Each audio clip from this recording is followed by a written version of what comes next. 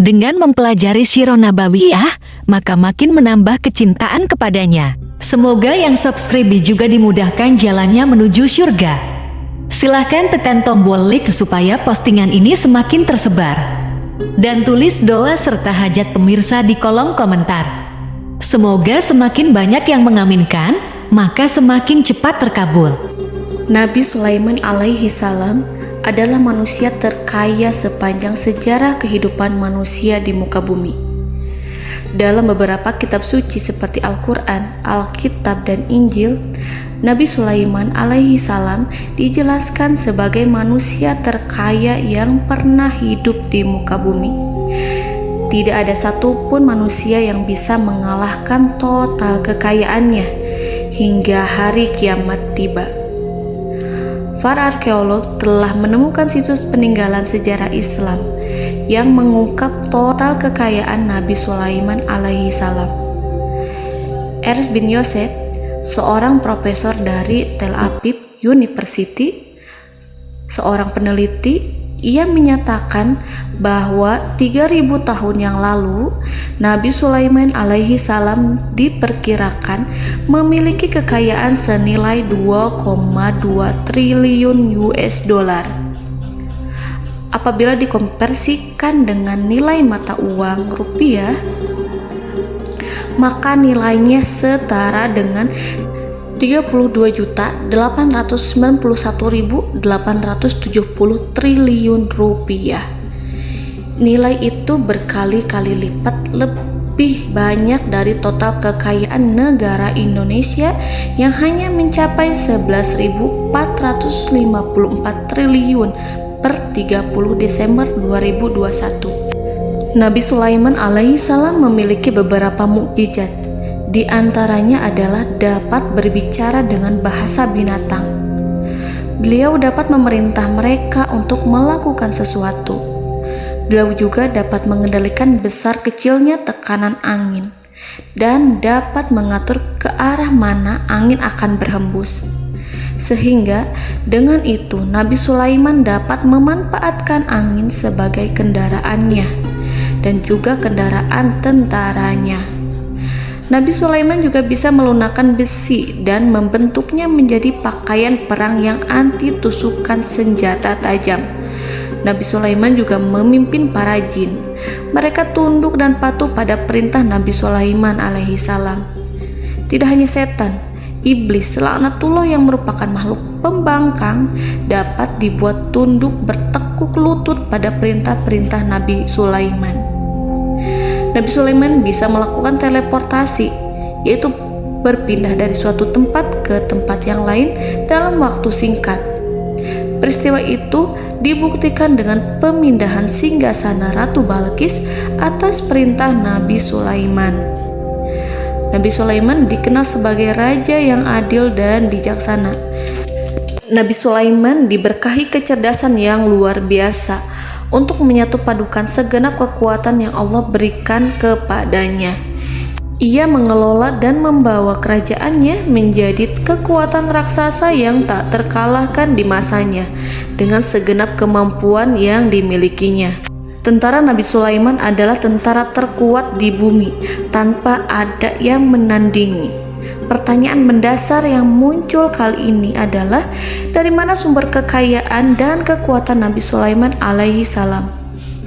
Untuk mendapat jawaban dari pertanyaan itu, simak video ini sampai akhir.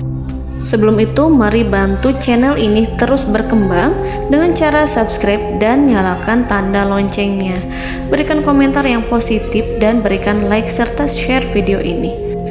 Bismillahirrahmanirrahim. Sungguh kami benar-benar telah menganugerahkan ilmu kepada Daud dan Sulaiman.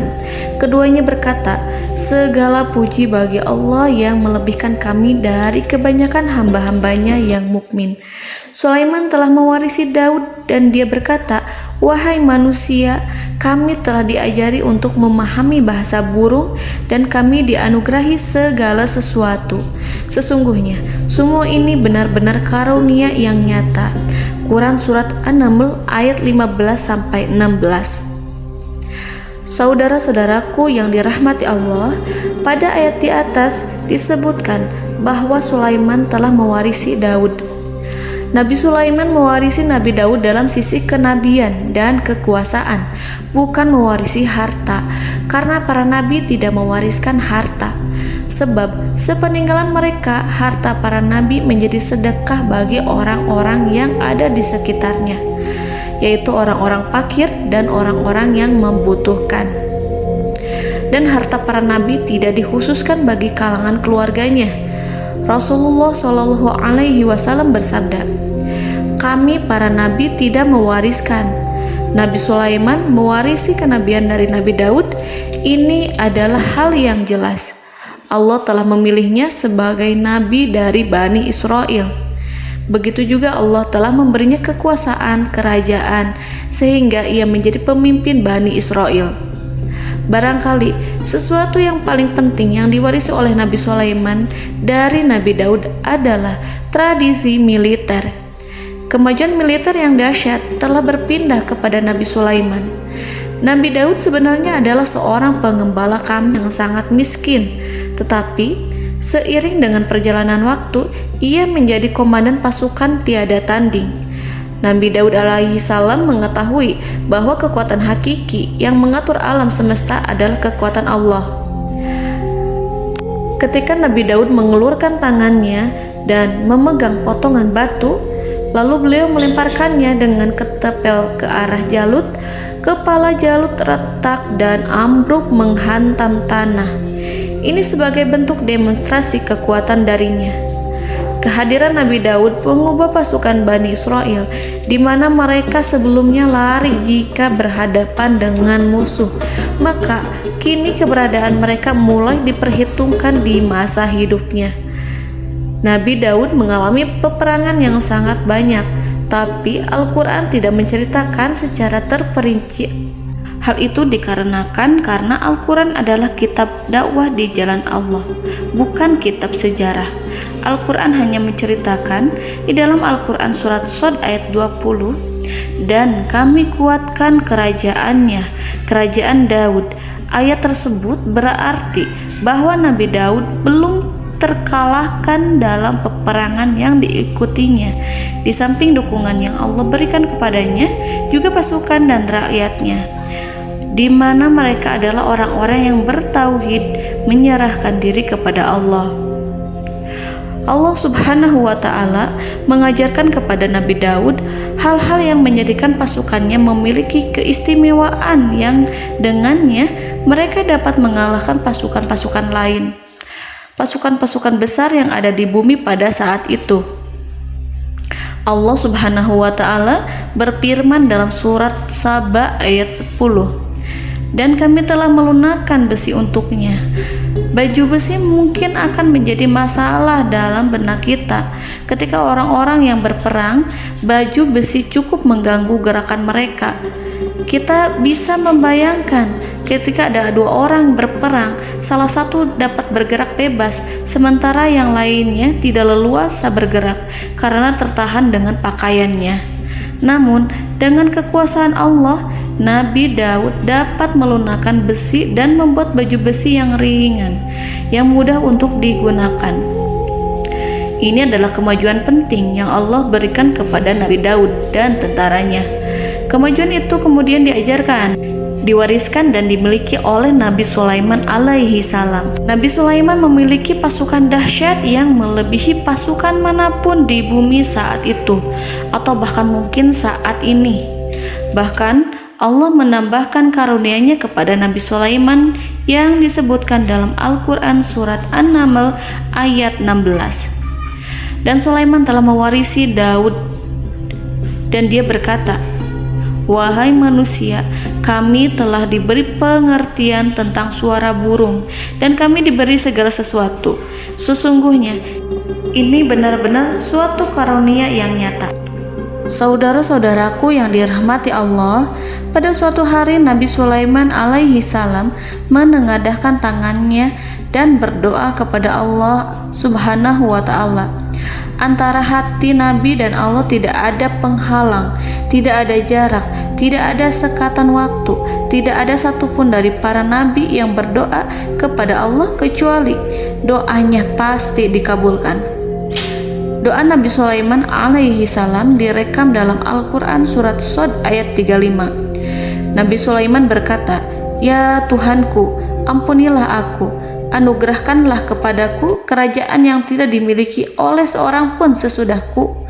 Nabi Sulaiman menginginkan dari Allah sesuatu kerajaan yang belum pernah diperoleh oleh siapapun setelahnya. Allah Subhanahu wa Ta'ala mengabulkan doa Nabi Sulaiman dan memberinya kerajaan tersebut. Nabi Sulaiman mewarisi kekuasaan, kenabian, hikmah ilmu dari Nabi Daud alaihi salam. Orang-orang menyebut Nabi Sulaiman Al-Hakim, Sulaiman yang bijaksana. Kebijaksanaannya tidak terbatas pada keadilan di tengah-tengah manusia dan juga kasih sayangnya kepada mereka. Namun, kebijaksanaan Nabi Sulaiman juga berlaku di kalangan burung dan binatang lainnya. Nabi Daud juga mengenal bahasa burung, tetapi Nabi Sulaiman dapat berbicara dengan bahasa burung. Bahkan, ia dapat menggantikannya sebagai pembantunya ketika Nabi Daud bertasbih di gunung-gunung. Dan burung-burung serta binatang-binatang buas ikut bertasbih bersamanya. Bahkan angin pun berhenti untuk mendengarkan tasbih itu. Sedangkan Nabi Sulaiman, Allah Subhanahu wa Ta'ala memberinya karunia lebih dari itu, di mana binatang-binatang buas tunduk padanya. Begitu juga angin dan burung. Saudara-saudaraku yang dirahmati Allah, Nabi Sulaiman alaihi salam mampu mendengarkan bisikan semut yang berbicara kepada sesama mereka. Bahkan, ia mampu memerintahkan semut tersebut sehingga semut itu menjadi taat pada perintahnya. Pasukan Nabi Sulaiman memiliki kekuatan yang sangat dahsyat. Belum pernah ada di dunia ini satu pasukan pun yang memiliki kekuatan seperti itu. Kekuatan Nabi Sulaiman berasal dari beberapa kombinasi yang sangat mengagumkan, sehingga karenanya ia tidak dapat tertandingi. Kekuatan itu terdiri dari manusia, binatang-binatang, jin, dan lain sebagainya. Kita mengetahui bahwa jin adalah makhluk Allah dan manusia tidak mampu melihatnya atau menghadirkannya atau meminta pertolongan kepadanya. Sedangkan Nabi Sulaiman telah diberi Allah suatu kemampuan untuk menundukkan jin, mempekerjakan mereka sebagai tentara di tengah-tengah peperangan. Bahkan ia mampu menjadikan mereka sebagai pekerja-pekerja kasar di kerajaannya saat tidak ada peperangan. Oleh sebab itu, ketika ada pasukan lain yang mencoba melawan pasukan Nabi Sulaiman, mustahil mereka akan mendapatkan kemenangan. Bahkan pasukan Nabi Sulaiman diperkuat oleh pasukan burung. Burung di pasukan Nabi Sulaiman memerankan tugas penting, yaitu menjadi agen intelijen.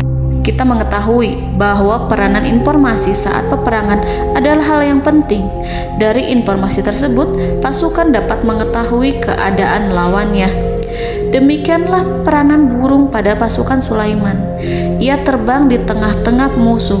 Kemudian, ia kembali kepada Nabi Sulaiman untuk menyampaikan berita tentang keadaan lawannya.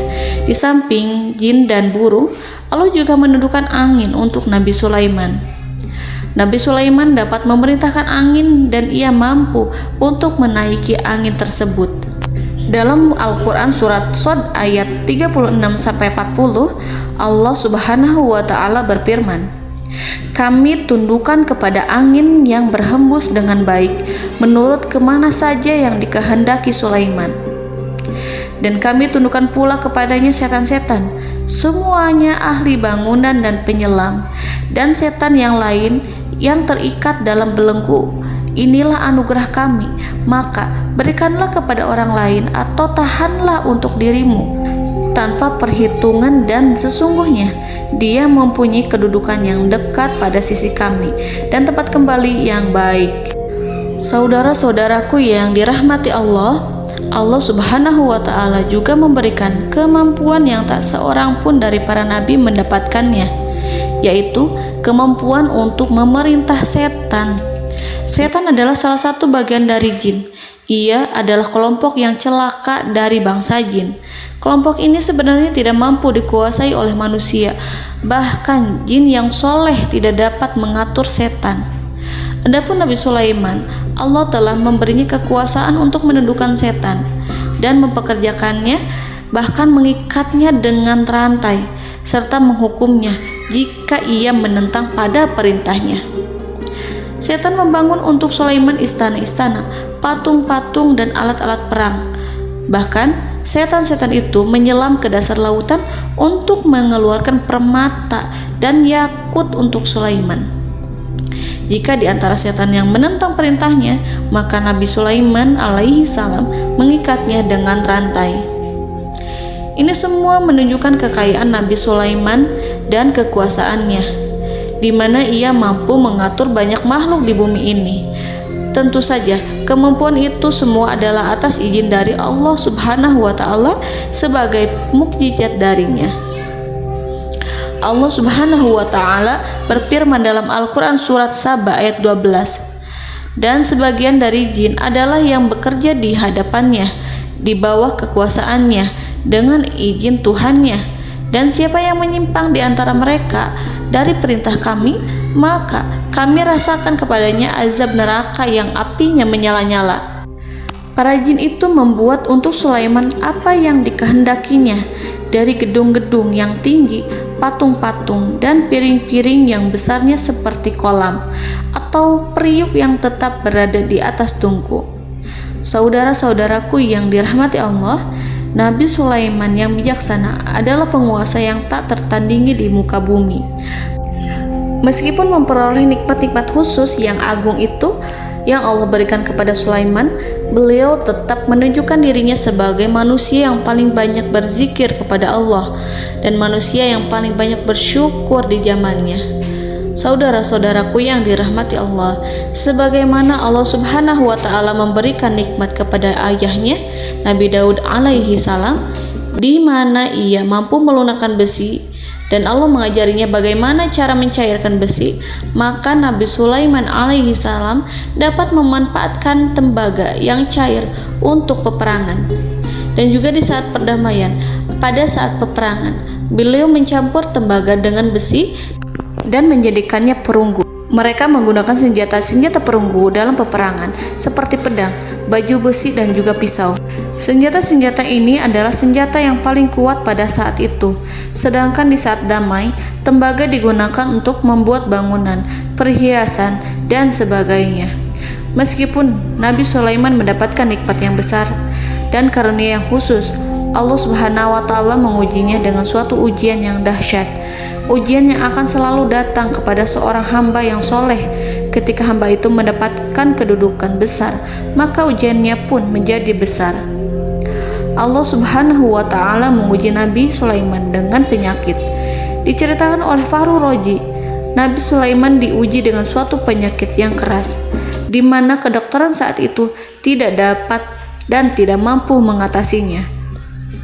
Sakitnya Nabi Sulaiman sangat keras sehingga para dokter dari kalangan manusia ataupun jin tidak mampu menghilangkan penyakit itu. Lalu burung-burung menghadirkan rumput-rumput yang dianggapnya sebagai obat, tetapi Nabi Sulaiman tak kunjung sembuh.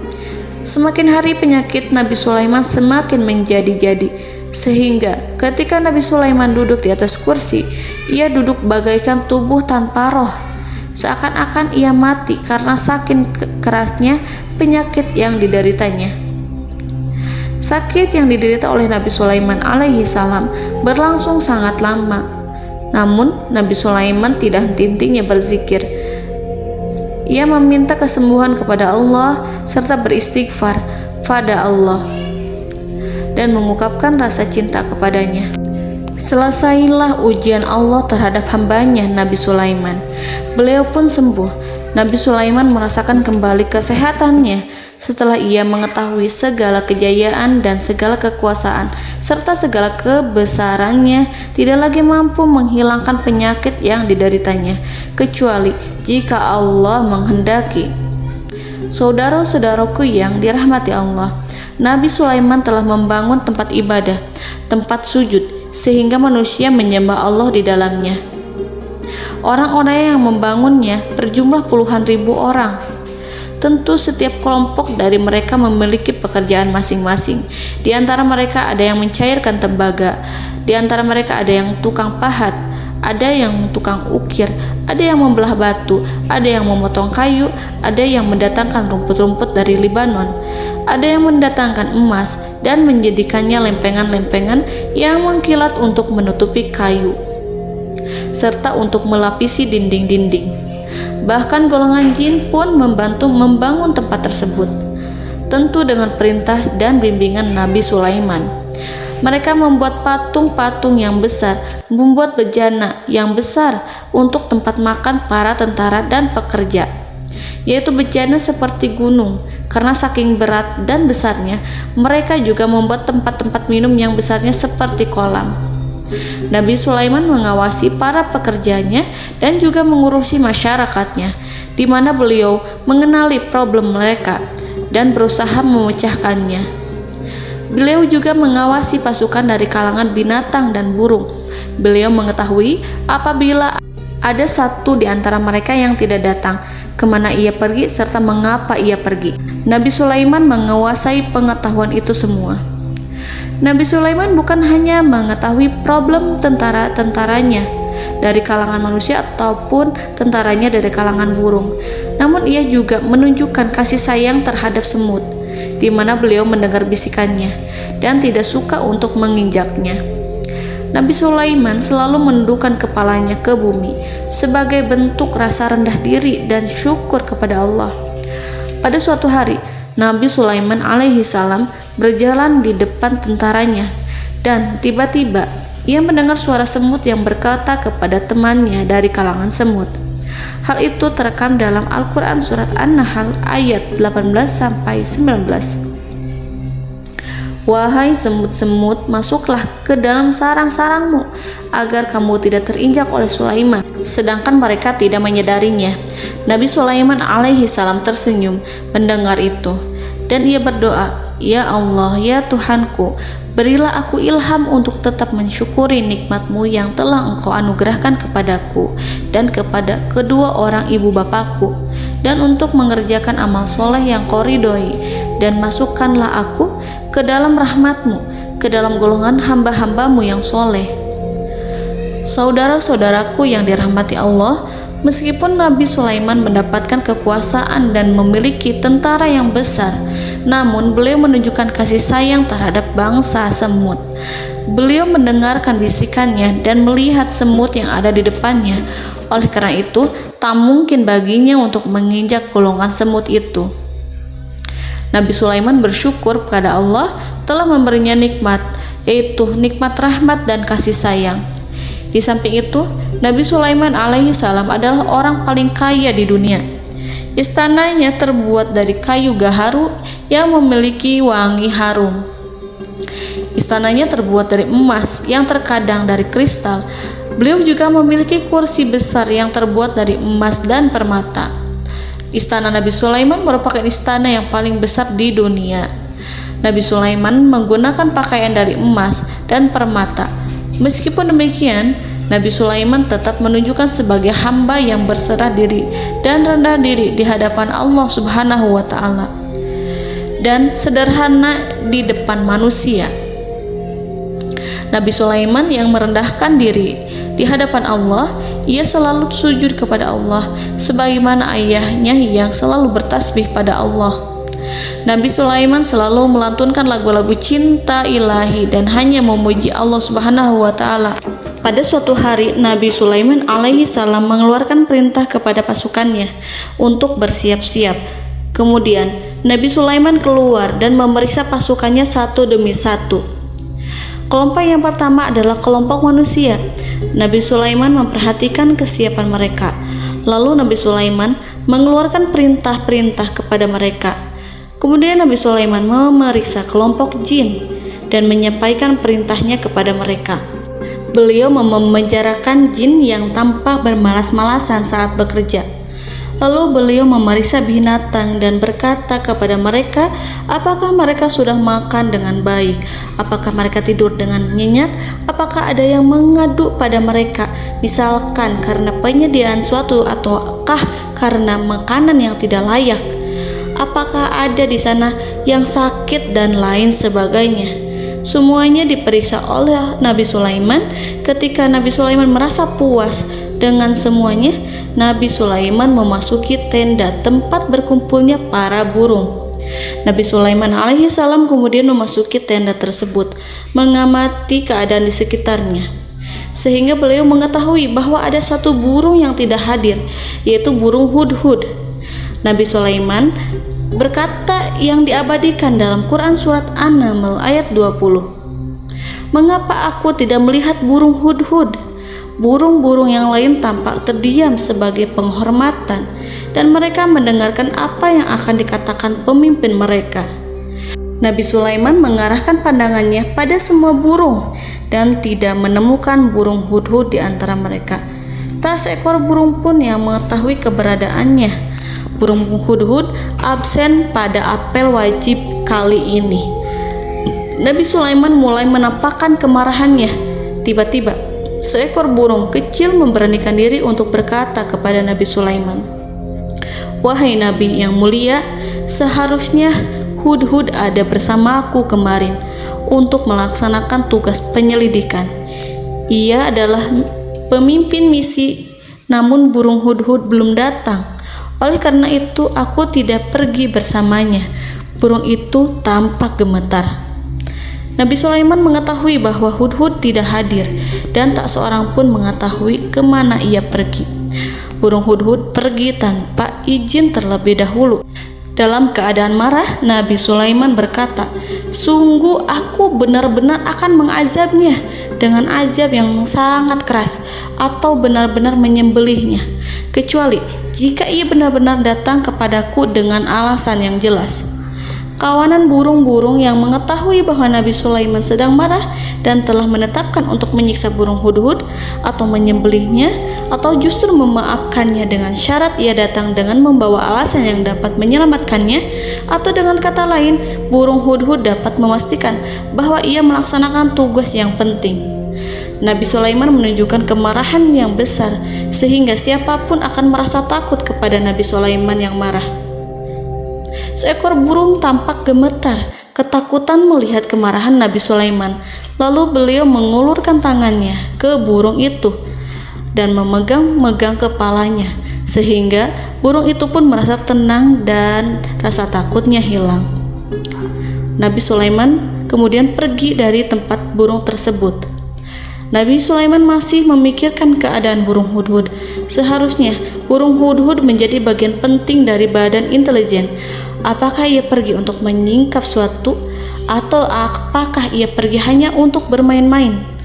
Nabi Sulaiman telah memperhatikan dan mengetahui bahwa burung hudhud adalah seekor burung yang cerdik dan juga fasih berbicara. Terkadang Nabi Sulaiman mendapati burung hudhud sedang bermain-main dan menunda-nunda pekerjaannya. Namun ketika Nabi Sulaiman melihatnya, burung hudhud memahami bahwa perbuatannya tidak benar. Oleh karena itu, ia tidak boleh menyampur adukan antara waktu serius dan waktu bermain. Tidak lama setelah itu, burung hudhud tiba di tempat para burung. Burung-burung yang lain berkata kepadanya, "Wahai hudhud, pergilah engkau ke tempat Nabi Sulaiman. Jika ia mengetahui bahwa engkau telah sampai, jiwamu benar-benar terancam." Mendengar itu, burung hudhud segera beranjak. Ia terbang menemui Nabi Sulaiman. Pada waktu itu, Nabi Sulaiman sedang duduk bersama tentaranya yang lain.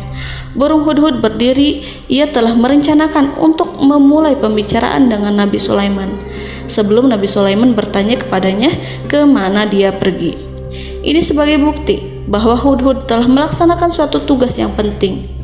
Dalam surat An-Nahl ayat 22, burung hudhud, "Aku telah mengetahui sesuatu yang kamu belum mengetahuinya, dan kubawa kepadamu dari negeri Saba suatu berita penting yang diyakini." Seakan-akan burung hudhud hendak berkata, "Aku adalah hudhud yang miskin, tapi Aku mengetahui apa yang tidak engkau ketahui, dan aku telah datang kepadamu dari kerajaan Saba dengan membawa berita yang sangat penting. Nabi Sulaiman tampak terdiam menunggu Hudhud menyelesaikan kisahnya. Dalam surat An-Naml ayat 23-24, burung Hudhud berkata, "Sesungguhnya aku menjumpai seorang wanita yang memerintah mereka. Dia dianugerahi segala sesuatu serta mempunyai singgasana yang besar. Aku mendapati dia dan kaumnya menyembah matahari selain Allah. Dan setan-setan telah menjadikan mereka memandang indah perbuatan-perbuatan mereka, lalu menghalangi mereka dari jalan Allah, sehingga mereka tidak mendapat petunjuk." Burung Hudhud diam. Nabi Sulaiman merasa bahwa Hudhud menunjukkan kepasihan lisannya. Nabi Sulaiman berkata dalam Quran surat An-Nahl ayat 27 sambil menunjukkan senyum manisnya. Nabi Sulaiman berkata, "Akan kami lihat apakah kamu benar wahai Hudhud, ataukah kamu termasuk orang-orang yang berdusta." Seakan-akan burung Hudhud ingin mengatakan, "Aku tidak berbohong, wahai Nabi yang mulia." Namun diamnya Sulaiman membuat takut sehingga burung Hudhud terdiam. Nabi Sulaiman terdiam karena berpikir, lalu ia memutuskan sesuatu setelah itu. Beliau melihat kepada lainnya dan meminta secari kertas dan pena. Nabi Sulaiman menulis surat yang singkat dan menyerahkan kepada Hudhud serta memerintahkan kepadanya seperti yang dikatakan dalam Quran surat An-Nahl ayat 28. "Pergilah dengan membawa suratku ini, lalu jatuhkanlah kepada mereka, kemudian berpalinglah dari mereka, lalu perhatikanlah apa yang mereka bicarakan." Al-Quranul Karim hanya menceritakan dalam Al-Quran surat An-Naml bagaimana perginya Hudhud dan bagaimana ia menyerahkan surat itu. Lalu Al-Quran langsung menyebut keadaan kerajaan Balqis yang saat itu sedang membaca surat di depan para pembesar kerajaan dan para menterinya. Dalam Quran surat An-Naml ayat 29-31, berkatalah Balqis, "Wahai pembesar-pembesar, sesungguhnya telah dijatuhkan kepadaku sebuah surat yang mulia. Sesungguhnya surat ini dari Sulaiman, dan sesungguhnya isinya dengan menyebut nama Allah yang Maha Pengasih lagi Maha Penyayang, bahwa janganlah kalian berlaku sombong terhadapku dan datanglah kepadaku sebagai orang-orang yang berserah diri." Saudara-saudaraku yang dirahmati Allah, dalam surat tersebut Nabi Sulaiman menyebutkan supaya mereka menyerahkan diri dan tunduk kepada perintah Nabi Sulaiman. Nabi Sulaiman memerintahkan agar mereka meninggalkan penyembahan terhadap matahari. Nabi Sulaiman tidak mempersoalkan akidah mereka dan tidak memuaskan mereka dengan apapun. Nabi Sulaiman hanya memerintahkan bahwa ia berada di atas kebenaran. Bukankah ia didukung kekuatan yang berlandaskan keyakinan yang dimilikinya? Nabi Sulaiman hanya memerintahkan mereka agar tunduk dan patuh kepadanya. Ratu Sabak menyampaikan surat tersebut di tengah-tengah kaumnya. Dalam Quran surat An-Naml ayat 32 dijelaskan, "Dan berkatalah Balqis, wahai para pembesar, berilah aku pertimbangan dalam urusanku ini. Aku tidak pernah memutuskan sesuatu persoalan sebelum kamu berada dalam majelisku." Saudara-saudaraku yang dirahmati Allah, para pembesar istana Balqis menentang surat tersebut. Isi surat itu membangkitkan kesombongan kaum Saba, di mana mereka merasa lebih kuat.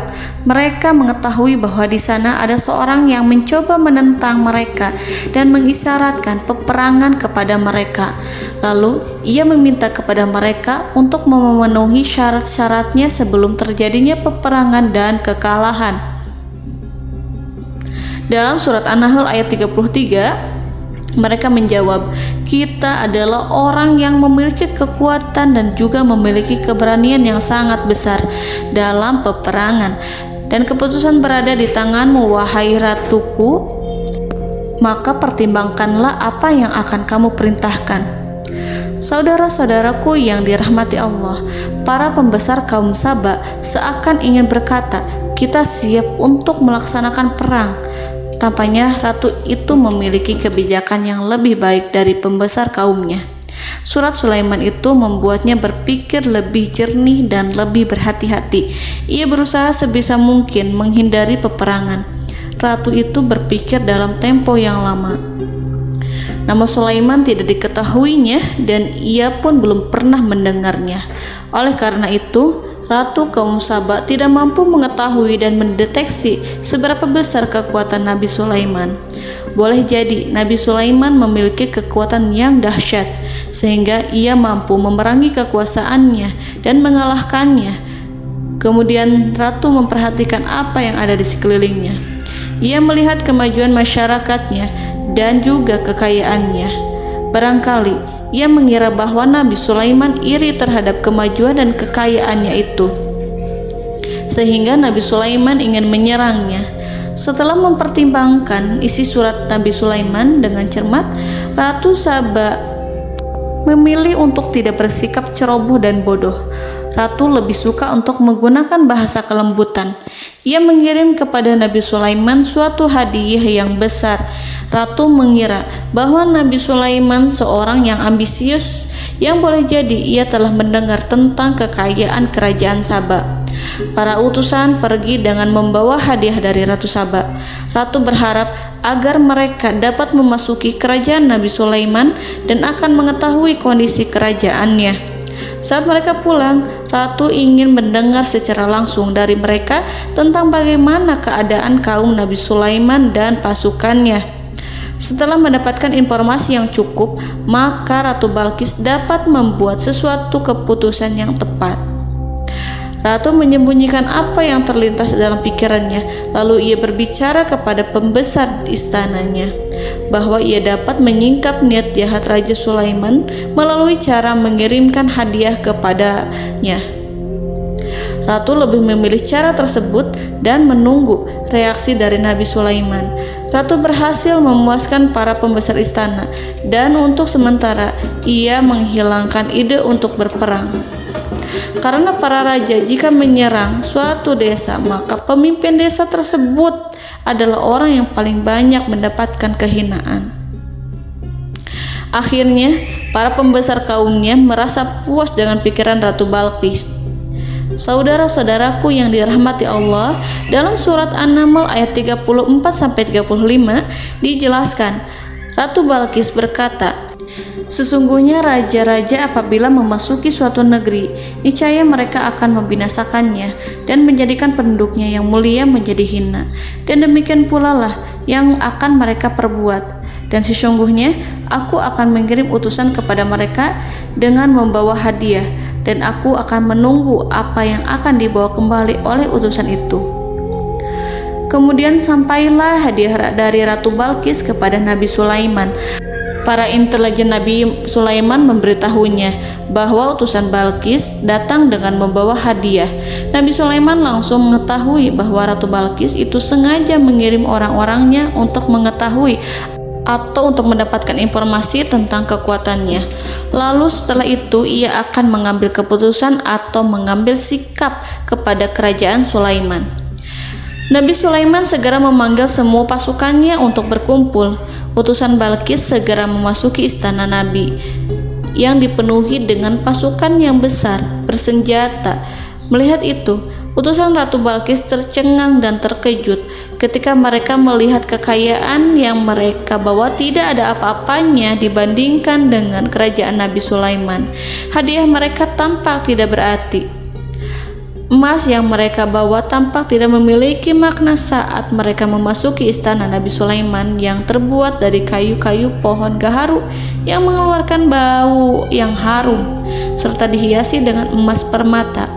Para utusan Ratu Balqis berdiri bersama Nabi Sulaiman dan menyaksikan bagaimana Nabi Sulaiman mengendalikan pasukannya. Kemudian mereka mulai berpikir tentang kekuatan dan kualitas pasukan Nabi Sulaiman.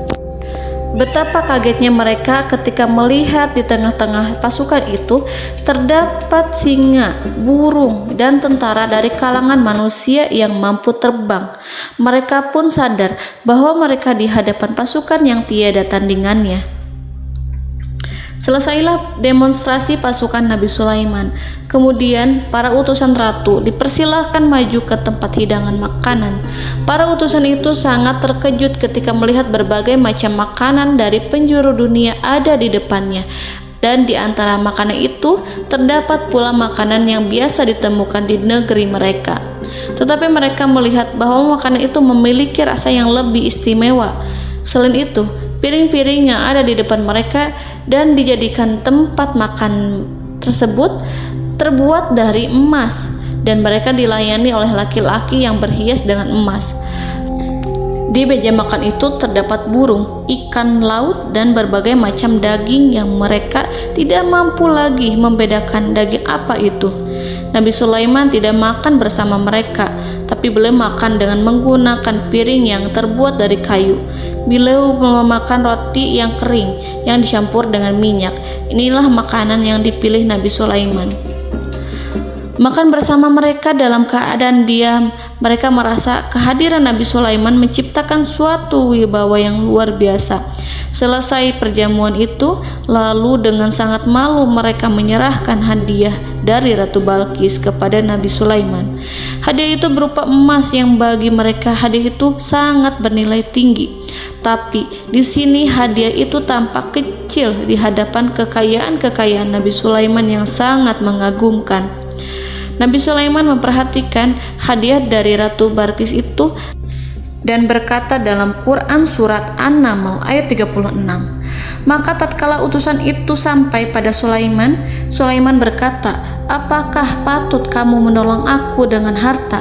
Maka apa yang diberikan Allah kepadaku lebih baik daripada apa yang diberikannya kepadamu. Tetapi kamu merasa bangga dengan hadiahmu." Saudara-saudaraku, Raja Sulaiman menyingkap dengan kata-katanya yang singkat. Itu penolakannya terhadap hadiah mereka. Ia memberitahu utusan itu bahwa ia tidak menerima hadiah tersebut.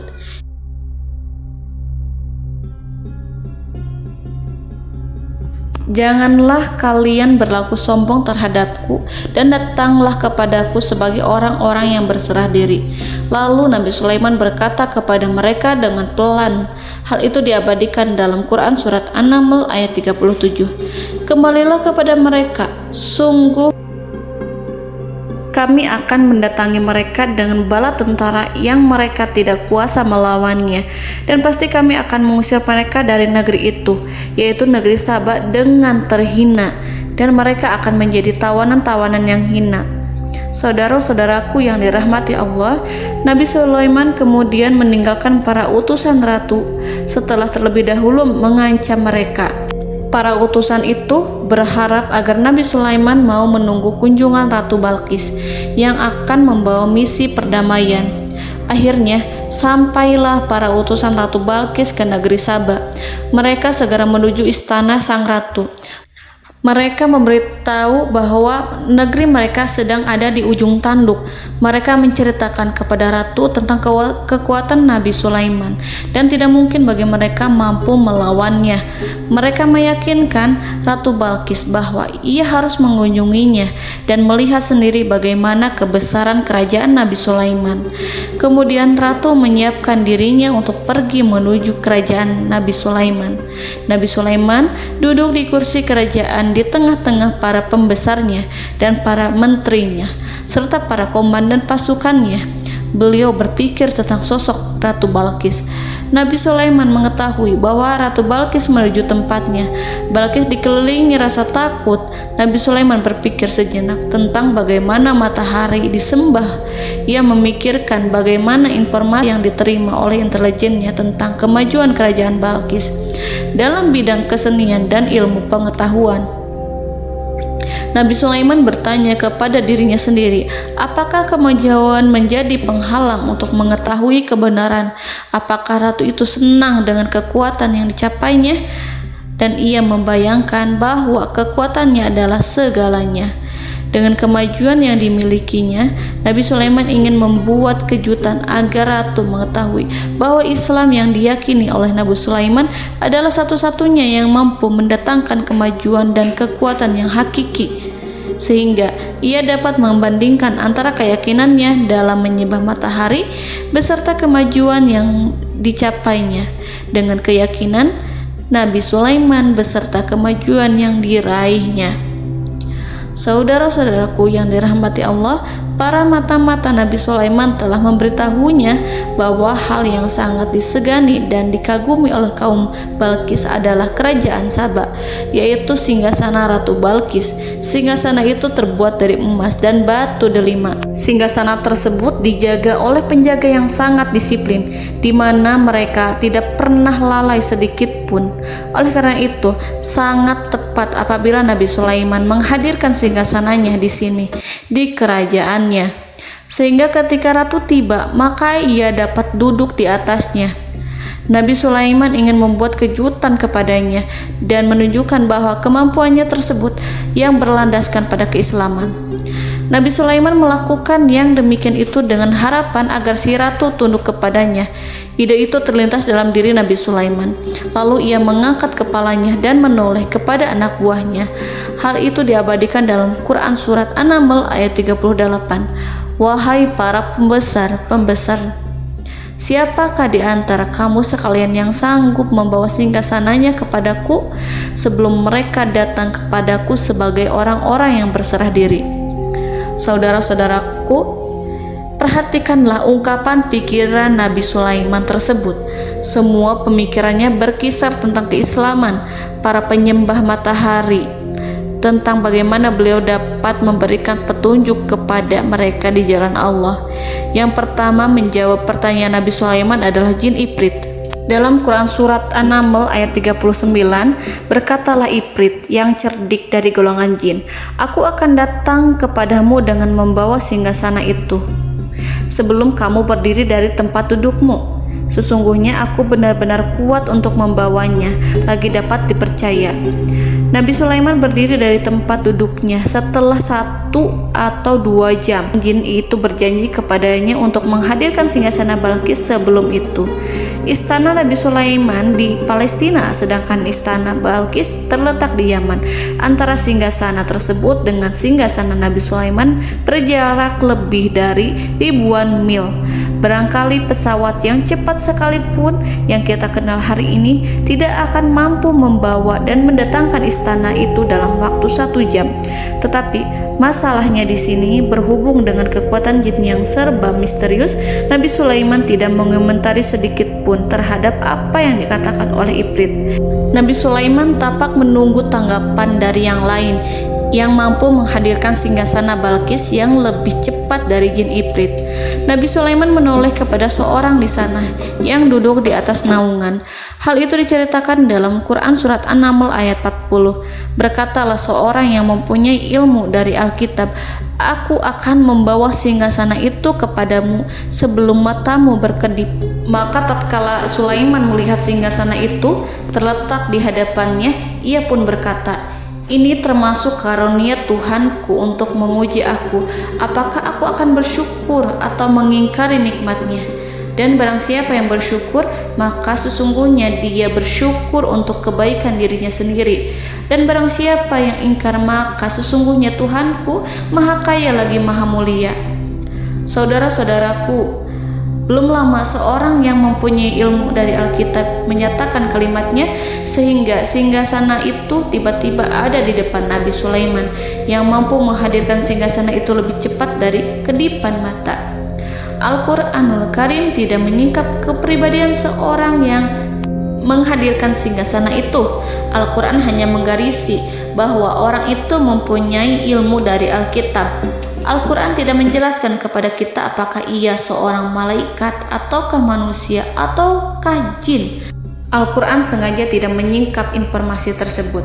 Saudara-saudaraku yang dirahmati Allah, setelah melihat singgasana itu, Nabi Sulaiman bersyukur kepada Allah. Ia mulai memperhatikan singgasana sang ratu. Singgasana tersebut merupakan simbol pembangunan dan juga kemajuan, tetapi tampaknya ia hanya sesuatu yang biasa saja jika dibandingkan dengan kekuasaan dan kebesaran ciptaan yang dibuat oleh manusia dan jin di kalangan istana Nabi Sulaiman. Nabi Sulaiman memikirkan dalam tempo yang lama singgasana Ratu Balkis itu. Kemudian beliau memerintahkan agar singgasana itu diperbaiki, sehingga saat Ratu Balkis datang, Nabi Sulaiman akan mengujinya apakah Ratu Balkis dapat mengenali singgasananya ataukah tidak. Dalam Al-Quran surat An-Naml ayat 41, Nabi Sulaiman berkata, "Ubahlah baginya singgasananya, maka kita akan melihat apakah dia mengenal ataukah dia termasuk orang-orang yang tidak mengenalnya." Saudara-saudaraku yang dirahmati Allah, Nabi Sulaiman memerintahkan agar dibangun istana yang akan digunakan untuk menyambut Ratu Balqis. Nabi Sulaiman memilih tempat di laut dan ia memerintahkan agar dibangun suatu istana di mana sebagian besar terdiri dari air laut. Nabi Sulaiman memerintahkan agar lantainya itu terbuat dari kaca yang tebal dan kuat sehingga orang-orang yang berjalan di atas istana itu akan dapat melihat di bawahnya ada ikan-ikan yang berwarna-warni yang berenang-renang ke sana kemari, dan mereka akan melihat rumput-rumput laut yang bergerak-gerak. Akhirnya selesailah pembangunan istana itu. Saking bersihnya kaca lantainya sehingga tampak di sana tidak ada kaca. Burung hudhud memberitahu Nabi Sulaiman bahwa Ratu Balqis telah sampai di dekat kerajaannya. Kemudian Ratu Balqis datang. Al-Quran tidak menyebutkan keadaan Nabi Sulaiman saat menyambut Balqis, namun Al-Quran menunjukkan dua sikap Ratu Balqis ketika pertama kali datang. Yang pertama, bagaimana sikap Ratu Balqis ketika pertama kali melihat singgasananya yang datang mendahuluinya, padahal ia telah meninggalkan pengawalnya untuk setia menjaga singgasana itu. Keadaan kedua adalah keadaan ketika di depan istana yang dibangun untuk menyambut Ratu Balqis. Istana itu penuh dengan permata dan banyak ikan berenang di bawahnya. Dalam Quran surat An-Naml ayat 42 dijelaskan, dan ketika Balqis datang, ditanyakanlah kepadanya, "Serupa inikah singgasanamu?" Balqis menjawab, "Seakan-akan singgasana ini adalah singgasanaku. Kami telah diberi pengetahuan sebelumnya dan kami adalah orang-orang yang berserah diri." Saudara-saudaraku, pada dialek di atas, Balqis melihat singgasananya dan ia tercengang saat mengetahui bahwa itu adalah singgasana miliknya. Namun kemudian ia mulai ragu karena melihat tidak sepenuhnya itu singgasana miliknya. Jika itu benar-benar miliknya, lalu bagaimana ia datang mendahuluinya? Dan bila bukan singgasananya, maka bagaimana Sulaiman dapat meniru sepersis dan seteliti itu? Padahal Sulaiman tidak pernah sekalipun ke kerajaannya. Nabi Sulaiman berkata saat melihat Balqis mengamati singgasananya, "Apakah ini singgasanamu?" Balqis terlihat sangat kebingungan, namun setelah itu ia menjawab, "Sepertinya benar." Nabi Sulaiman berkata, "Kami telah diberi ilmu sebelumnya dan kami sebagai orang-orang muslim." Saudaraku yang dirahmati Allah, melalui pertanyaan Nabi Sulaiman ingin mengisyaratkan kepada Balqis agar ia membandingkan antara keyakinannya beserta ilmu yang dicapainya dengan keyakinan Nabi Sulaiman yang muslim beserta pengetahuan yang telah diraihnya. Penyembahan terhadap matahari dan pencapaian ilmu yang dicapai oleh Ratu Balqis tanpa tidak ada apa-apanya dibandingkan dengan ilmu Nabi Sulaiman dan keislamannya. Nabi Sulaiman telah mendahuluinya dalam bidang ilmu karena keislamannya. Karena itu, sangat mudah baginya untuk mengungguli Balqis dalam ilmu-ilmu yang lainnya. Demikianlah yang disyaratkan dalam pertanyaan Nabi Sulaiman kepada Ratu Balqis. Ratu Saba itu mengetahui bahwa ini adalah singgasananya, di mana singgasana itu datang lebih dahulu daripada dirinya. Beberapa bagian darinya telah diubah saat Balqis masih di perjalanan menuju ke tempat Nabi Sulaiman.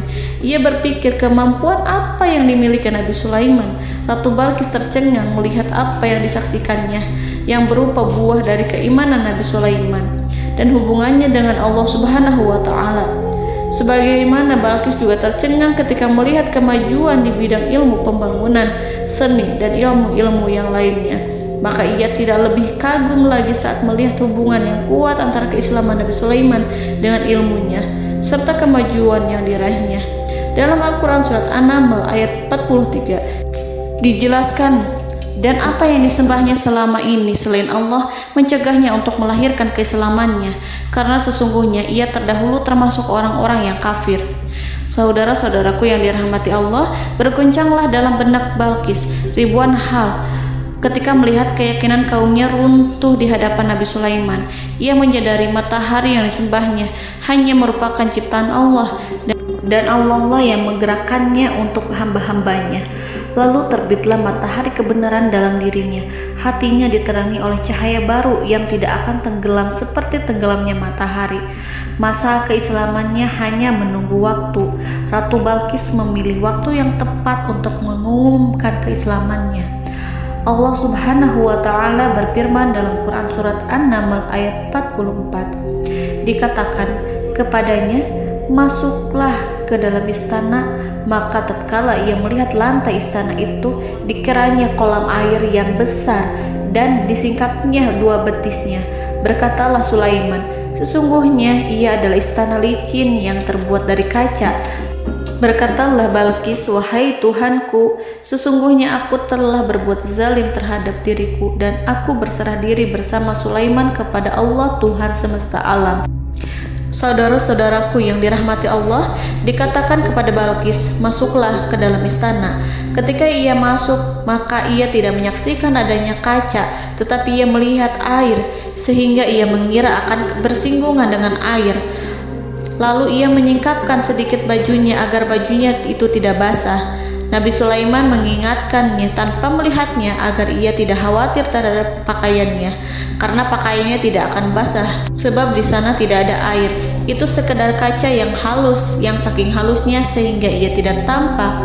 Pada kesempatan itulah Balqis mengumumkan keislamannya yang mengakui kelalimannya, dan ia menyatakan menyerahkan diri kepada Nabi Sulaiman dan kepada Allah Tuhan semesta alam.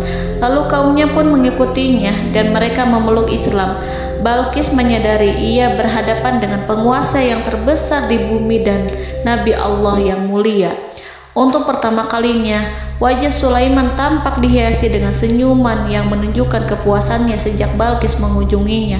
Demikianlah Nabi Sulaiman mewujudkan kejayaannya yang hakiki dan menyebarkan cahaya Islam di muka bumi. Saudara-saudaraku, Al-Quran tidak menyebutkan kisah Balqis setelah keislamannya. Para ahli tafsir mengatakan bahwa ia menikah dengan Nabi Sulaiman. Selain itu, ada yang mengatakan bahwa ia menikah dengan salah satu orang dekat Nabi Sulaiman. Ada juga yang mengatakan bahwa sebagian Raja Habasyah adalah keturunan dari buah perkawinan ini. Wallahu a'lam bishawab. Saudara-saudaraku yang dirahmati Allah, Nabi Sulaiman hidup di tengah-tengah kejayaan dan kemuliaan di bumi. Kemudian Allah menetapkan kematian untuknya, sebagaimana kehidupan Sulaiman berada di puncak kemuliaan dan kejayaan yang penuh dengan keajaiban yang luar biasa. Maka kematiannya pun merupakan tanda-tanda kebesaran Allah yang penuh dengan keajaiban. Demikianlah bahwa kematiannya sesuai dengan kehidupannya, sesuai dengan kejayaannya. Allah berfirman tentang kematian Sulaiman di dalam Al-Quran Surat Saba ayat 14. Maka tatkala kami telah menetapkan kematian Nabi Sulaiman, tidak ada yang menunjukkan kepada mereka kematiannya itu kecuali rayap yang memakan tongkatnya. Maka tatkala ia telah tersungkur, tahulah jin bahwa kalau sekiranya mereka mengetahui yang gaib, tentulah mereka tidak akan tetap dalam siksa yang menghinakan. Saudara-saudaraku, kemampuan Nabi Sulaiman untuk menundukkan jin dan mempekerjakan mereka serta hubungan mereka dengan semua itu menimbulkan fitnah di tengah-tengah manusia dalam hal tertentu. Kematian Nabi Sulaiman merupakan batasan jawaban terhadap fitnah ini. Kami tidak mengetahui siapa yang mengklaim bahwa jin mengetahui hal yang gaib. Apakah itu setan yang terkutuk, atau jin yang bodoh, atau manusia yang tertipu? Kami tidak mengetahui siapa yang bertanggung jawab terhadap tersebarnya isu yang keliru ini. Yang kita ketahui adalah bahwa hal tersebut adalah mempengaruhi sebagian manusia dan jin. Barangkali manusia berkata kepada diri mereka, selama jin melakukan perbuatan yang luar biasa ini, maka apa gerangan yang menjadikan mereka tidak mengetahui hal yang gaib itu? Manusia itu lupa bahwa kunci kegaiban berada di tangan Allah. masalah ilmu gaib tidak akan mampu dikuasai oleh jin dan manusia. Hanya Dia yang mengetahuinya, dan manusia diberitahu hanya sedikit sekali. Saudara-saudaraku yang dirahmati Allah, seakan-akan Allah telah merencanakan bahwa kematian Sulaiman bertujuan untuk menghancurkan pemikiran itu, yaitu pemikiran bahwa jin mengetahui hal-hal yang gaib. Jin bekerja untuk Nabi Sulaiman selama beliau hidup, dan tatkala beliau meninggal, maka tugas mereka menjadi bebas. Nabi Sulaiman meninggal tanpa diketahui oleh jin, sehingga mereka tetap bekerja untuk mereka, tetap mengabdi kepada Sulaiman. Seandainya mereka mengetahui hal yang gaib, niscaya mereka tidak akan meneruskan pekerjaan mereka.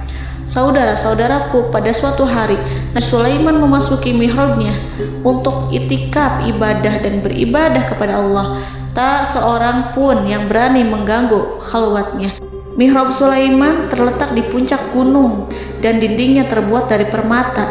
Pada suatu hari, Nabi Sulaiman duduk bersandar pada tongkatnya dan ia tampak tenggelam dalam tafakur.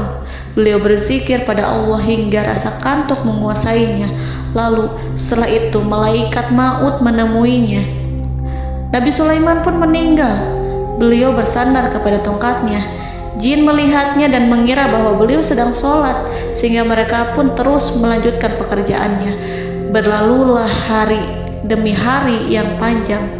Datanglah rayap, yaitu semut kecil yang memakan kayu. Hewan itu mulai memakan tongkat Nabi Sulaiman. Rayap itu tampak lapar. Sebagian dari tongkat Nabi Sulaiman dimakan beberapa hari oleh rayap itu. Ketika yang dimakannya semakin bertambah, maka tongkat itu pun menjadi rusak dan kemudian jatuh dari tangan Nabi Sulaiman alaihi salam. Tubuh mulia itu kehilangan keseimbangan dan kemudian jatuh terhempas di bumi. Tatkala tubuh suci itu tersungkur, maka manusia segera menuju ke arahnya. Mereka menyadari dan mengetahui bahwa Nabi Sulaiman telah meninggal dalam waktu yang lama. Jin menyadari bahwa mereka tidak mengetahui hal yang gaib, dan manusia pun mengetahui hakikat ini. Seandainya jin mengetahui hal yang gaib, niscaya ia tidak akan meneruskan siksa yang hina. Mereka tidak akan bekerja kepada Sulaiman.